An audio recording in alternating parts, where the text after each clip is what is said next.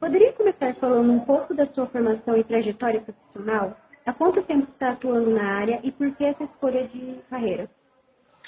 Bom, na área eu já atuo desde 2004, na área de língua portuguesa, especificamente língua portuguesa e espanhol, né? A escolha da área foi por uma necessidade inicialmente da língua. Eu trabalhava no órgão federal, né? E necessitava da comunicação em espanhol. Então optei em fazer um curso de letras, graduação, para ter mais conhecimento do espanhol. Com relação a lecionar aulas mesmo, foi o gosto de ajudar as pessoas com a língua portuguesa e aí, a partir disso, fazer como um segundo trabalho. Eu trabalhava durante o dia e à noite ajudando pessoas desde a alfabetização de adultos e também a parte de formação profissional, ajudando as pessoas aí nos trabalhos e empresas. Como você tomou o conhecimento da BNCC e o que ela significa na sua concepção? Bom, a BNCC para nós ela sempre foi assim uma ideia que já era aceita, né? Para nós termos uma diretriz já documental. E isso era esperado, né? Desde a chegada dela para a gente ter uma referência e com essa referência poder planejar e executar melhor as aulas. Então, ela sempre foi esperada por nós, né?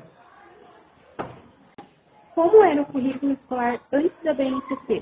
Houve algum suporte ou apoio da escola ou secretaria para as mudanças no currículo?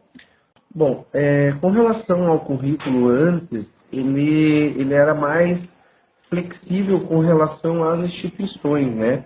Então, dependendo se o ensino ele era regular, era profissionalizante, ou era um fundamental, ensino básico, a própria instituição poderia adaptar, acolher ele num nível maior do que é hoje. E muitas das vezes nós não chegávamos a atingir o objetivo que aquela turma mereceria, né?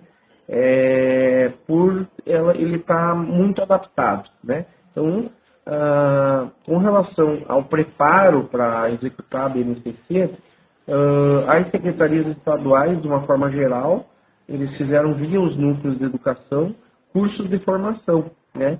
E cursos de formação desde teóricos até a prática. Então, a cada início de trimestre ou de bimestre, conforme a orientação, eram feitas reuniões pedagógicas orientando o uso da BNCC e o que ela iria impactar naquela nova modalidade que a gente estava executando. Existe planejamento em conjunto entre os professores da mesma área? Como você utiliza os materiais didáticos da escola?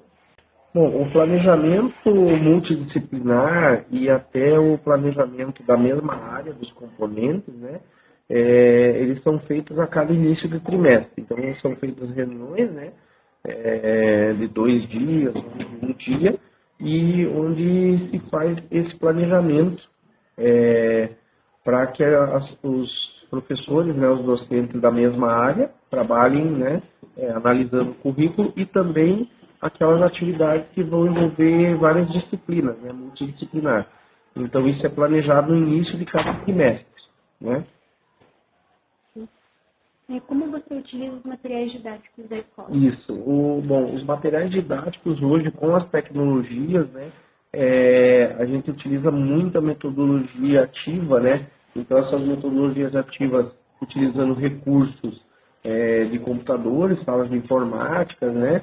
E também na sala de aula com a realização de atividades em duplas, né? Em pares, em grupos, ou até mesmo por estação, atividades em formato de células, né? Para conseguir atingir o máximo possível aquelas turmas que, principalmente as turmas, né? Que têm alunos com maior dificuldade. Então, essas turmas a gente utiliza bastante. Com relação ao específico livro, né, o material didático da formação, nós utilizamos para dar sequência, né? No estado do Paraná, por exemplo, nós temos um sistema chamado registro acadêmico, né, o RCO. Esse registro nos dá já uma boa base de como conduzir as aulas ali.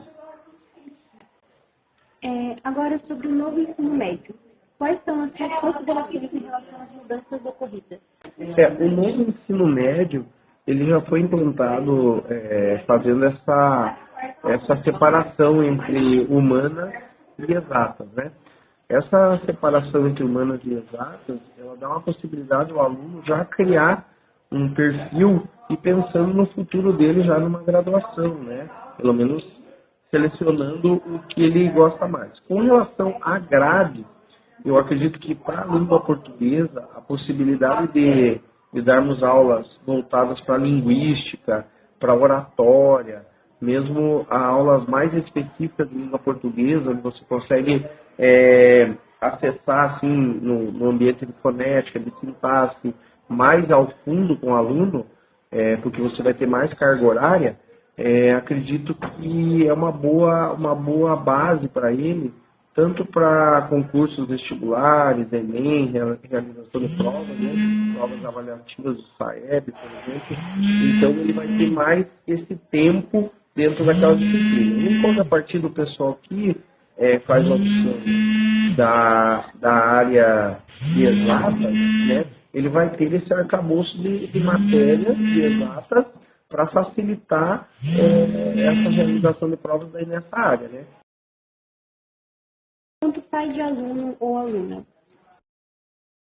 você sente que o novo ensino médio vai afetar de forma positiva ou negativa? Com certeza, né? Como pai de aluno também, eu entendo que o novo ensino médio, por ter sido pensado, estudado para o mundo fora os muros escolares, então a preparação desse aluno, tanto para o mercado de trabalho, como uma formação para a vida mesmo, para ele entender as operações básicas, para ele conseguir fazer o mínimo de comunicação oral, escrita, eu acredito que o novo ensino médio está mais direcionado, né, para preparar o aluno para o mercado de trabalho e para o mundo fora de forma geral também. Uma pergunta. Como os estudantes reagiram às mudanças trazidas por eles? Você acha que eles se sentem mais motivados ou confusos com o novo formato?